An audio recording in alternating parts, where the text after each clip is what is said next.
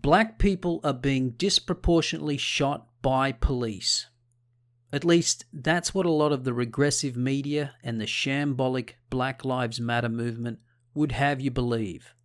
But is it true? Spoiler alert, no, not even close.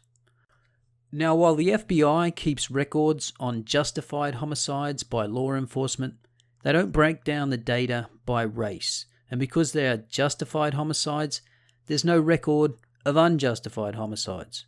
But the Washington Post has been keeping meticulous data on police shootings since the beginning of 2015. So an analysis of that data shows that of the 990 shootings by police in 2015, 258 were black and 494 were white. So here's how this conversation usually goes. Black people are being shot by police at alarming rates. Yeah, but double the number of white people are being shot by police. But black people are only 13% of the population. Therefore, they're being shot twice as much as their population would predict. Therefore, they're being disproportionately shot by police. And this is the smoking gun. No pun intended. Blacks are being shot at twice the rate of their population. Thus, they are being targeted. Thus, the cops must be racist. But is that really the end of the story? What other reason could there be for black people being shot at disproportionate rates? Well, for a bit of context, let's first have a look at crime in the US over the 20-year period from 1995 to 2014, and in particular, violent crime.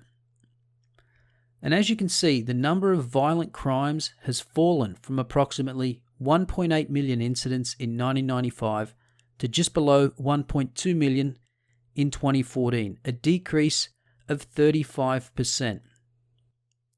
But over the same period, the US population has grown 21%, from 263 million to 319 million. So the actual decrease in the rate of violent crime is closer to 47%. These statistics come from the FBI, and they define violent crime as murder, rape, robbery, and aggravated assault, all of which are down significantly over the 20-year period.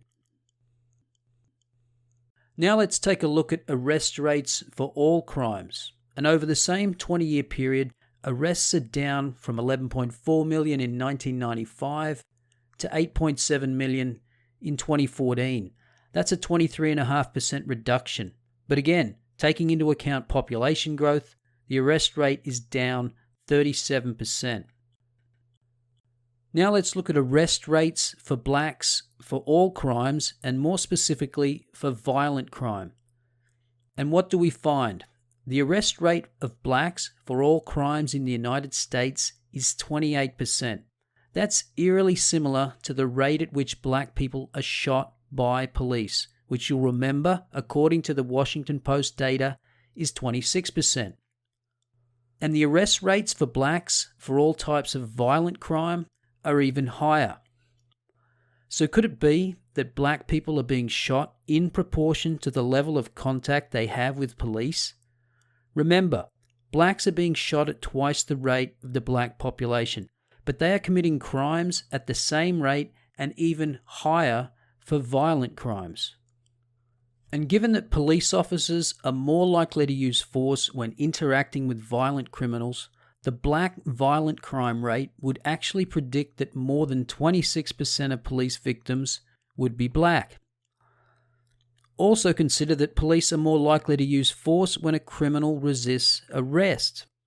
Resisting arrest data is hard to come by, but a study analysing resisting arrest rates for some common non-violent crimes was conducted on NYPD data from 2012 to 2014.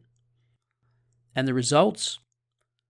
For the crimes of misdemeanor drug possession, petty theft, and disorderly conduct, blacks were more likely to resist arrest than whites, from 1.6 times to 2.1 times more, depending on the type of crime. Now, some would like to argue that black people are unfairly targeted for arrest, but consider that the majority of crime committed by blacks is on other blacks. So does that mean that black people who report crimes against their own race are racist? And what about stop and frisk? Are black communities disproportionately targeted by police? The New York Civil Liberties Union has compiled stop and frisk data by race for the past 13 years. In 2015, whites accounted for just 11% of stop and frisks in New York City, while blacks represented 54% of the total, almost 5 times the rate of whites. However, blacks make up a little over 22% of the population of New York, and whites just over 32%, according to 2014 census numbers. So adjusting for population, blacks were almost 7 times more likely to be stopped by police than whites. Now, surely this is evidence of unfair targeting of black communities. Well, before we jump on that bandwagon, let's look at the arrest data for New York City. And what do we find? Black arrest rates expressed as a multiple of white rates exceed the stop and frisk multiples for nearly all major crimes, particularly for the crimes of murder, robbery, and shootings. And finally, just some other numbers to digest. According to FBI data, in 2014, blacks murdered 446 whites, whilst whites murdered 187 blacks. So 2.4 times the number of whites were killed by blacks as blacks were killed by whites. But when we adjust for population, we find that blacks murder whites at almost 12 times the rate that whites murder blacks. And in relation to violent crime, according to the National Crime Victimization Survey, blacks committed 5 times the number of violent crimes on whites as whites committed on blacks.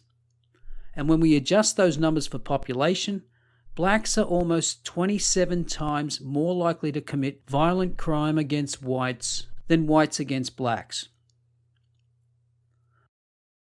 Now, just a note to those who inevitably invade the comments section and try to argue that as a white man, I couldn't possibly understand the struggle of being black, and therefore that renders my opinion invalid.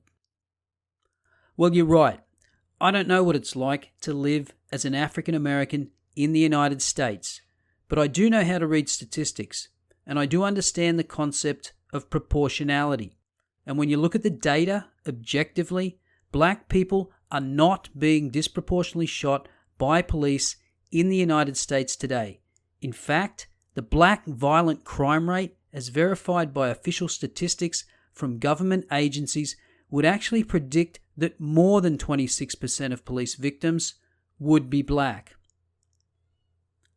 So while it may be politically convenient to focus on the specifics of particular cases of police shootings to promote your ideological agenda, the facts and evidence about police shootings are not on your side.